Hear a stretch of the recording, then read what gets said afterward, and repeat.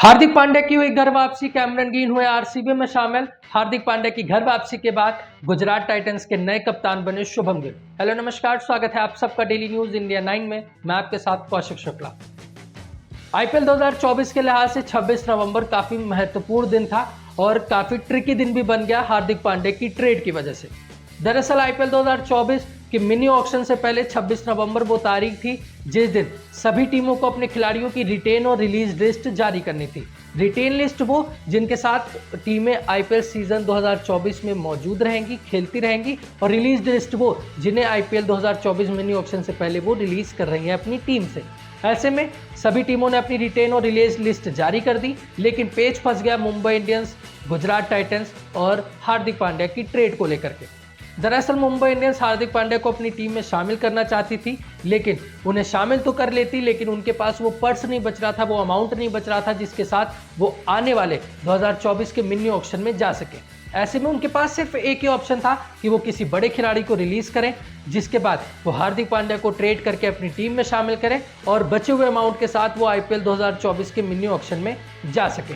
विशेषज्ञों का यह मानना था कि हार्दिक पांड्या अब 2 साल से चैंपियंस टीम के हिस्से थे, यानी गुजरात टाइटंस में एज अ कैप्टन पहले सीजन में वो चैंपियन बने, दूसरे सीजन में वो फाइनल तक पहुंचे, आखिरी गेंद पर चेन्नई से हार गए। ऐसे में वो एक रेपुटेशन के साथ आते तो वो एज अ कैप्टन ही खेलते, तो रोहित शर्मा को टीम से जाना पड़ता और उन्हीं के चांसेस भी बन रहे थे टीम से जाने के।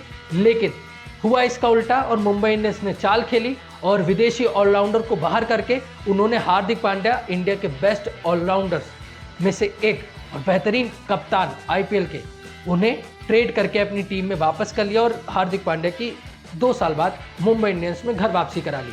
ऐसे में अब इससे फायदा मुंबई इंडियंस का ये हुआ कि उनके पास ट्रेड करने के बावजूद 17.75 करोड़ का पर्स बच गया, जिसके साथ वो आईपीएल 2024 के मिनी ऑक्शन में जा सकेंगे। अब सवाल ये उठता है कि कैमरन ग्रीन का 17.50 करोड़ का जो सोल्ड आउट हुए हैं आरसीबी को, वो आरसीबी के लिए फायदे का सौदा है या घाटे का।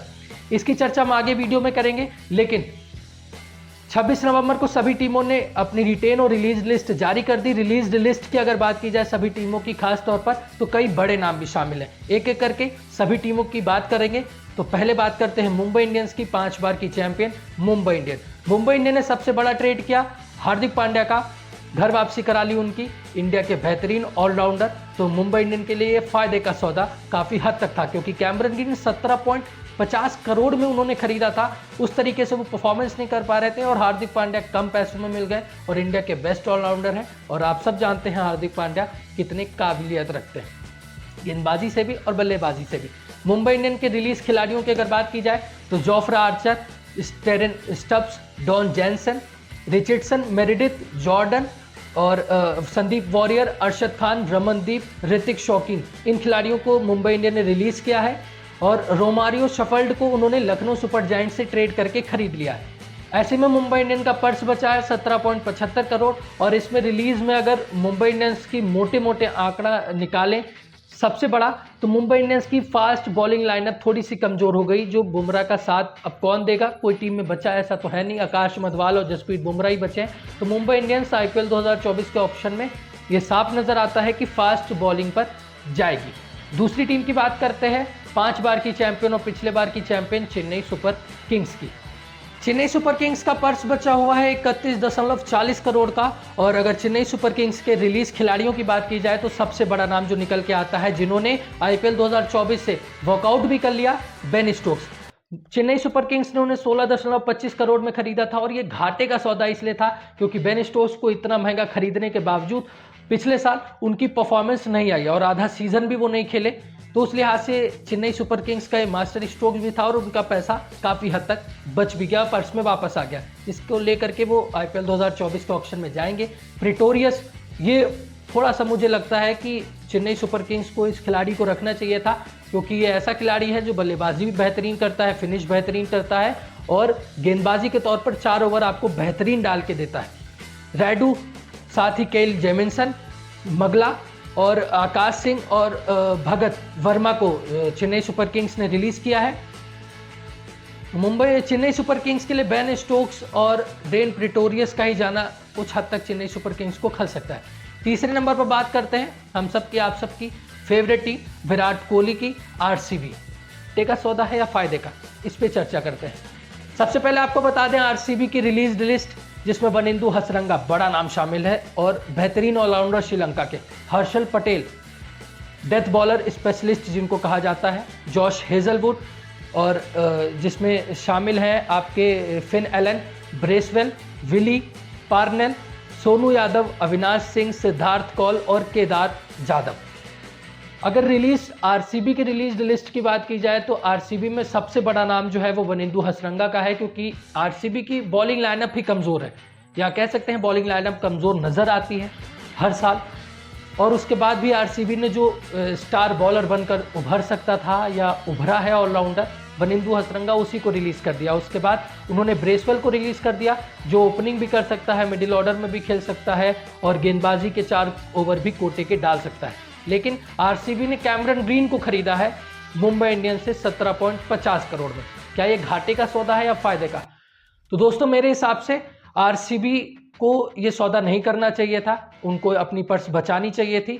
और मुंबई इंडियंस कैमरन ग्रीन को रिलीज करती तो वो ऑक्शन में जाकर इससे कम दामों में कैमरन ग्रीन को खरीद सकते थे, क्योंकि ये बड़े नाम और बड़ा पैसा लगाकर, आप सबको पता है कि ऑक्शन में खिलाड़ी तो बिक जाते हैं लेकिन चल नहीं पाते हैं। तो मेरे हिसाब से आरसीबी का ये सौदा थोड़ा सा हार्डली था।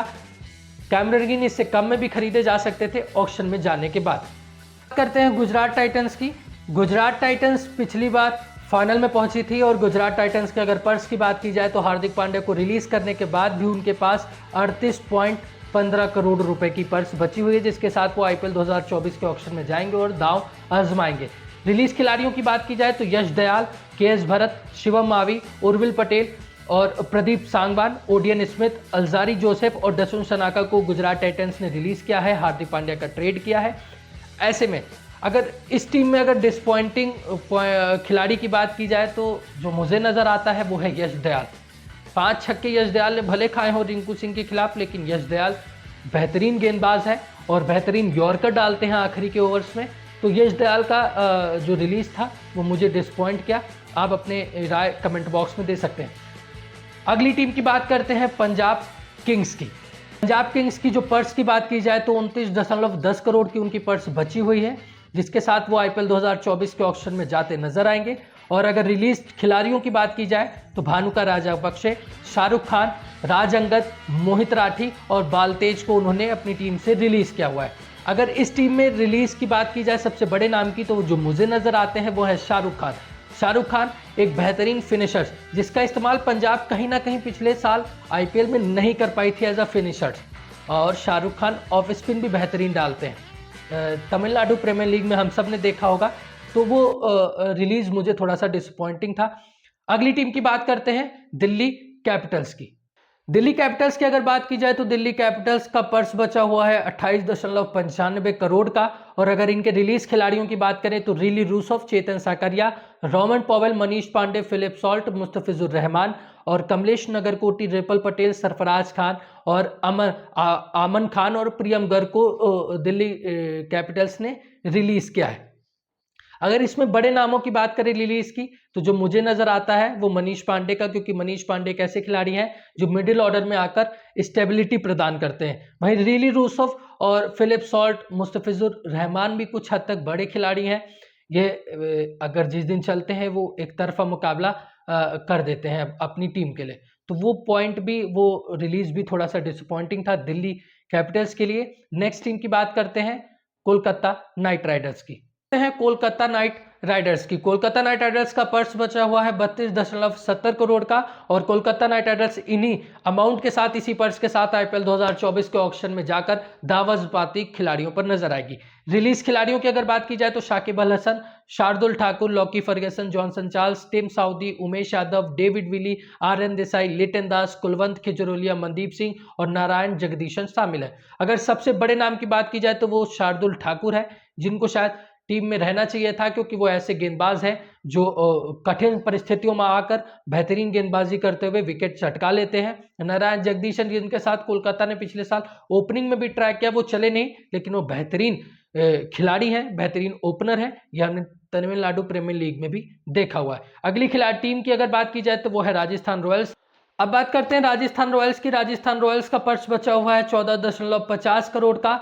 और राजस्थान रॉयल्स के अगर रिलीज खिलाड़ियों की बात की जाए तो Joe Root Kuldeep Yadav, Obed McCoy, Holder, Abdul Basith, Akash Vashisht, Murugan Ashwin, K C Cariappa, K M Asif और आवेश खान को उन्होंने लखनऊ से ट्रेड किया है।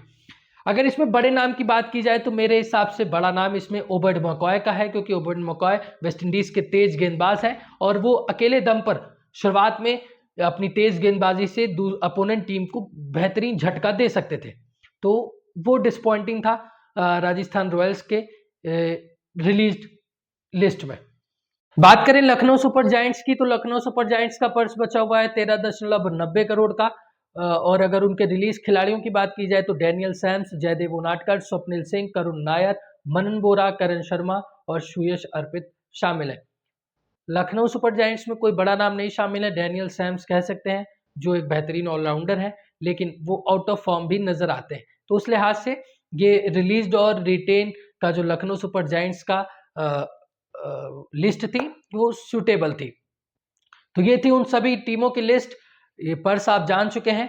अपने कमेंट बॉक्स में बताइएगा जरूर कमेंट करके कि किन खिलाड़ियों का रिलीज्ड आपको सबसे शॉकिंग लगा और किन खिलाड़ियों का रिलीज्ड आपको पता था ये होगा। और उन खिलाड़ियों के बारे में भी प्रेडिक्ट जरूर करिएगा जिनको आपको लगता है कि इस टीम में शामिल होंगे, या फॉर एग्जांपल मिचेल स्टार्क या सचिन रविंद्र सीएसके में शामिल होंगे या आरसीबी में शामिल होंगे। कमेंट करके जरूर बताइएगा। जुड़े रहिए डेली न्यूज इंडिया 9 के साथ। धन्यवाद।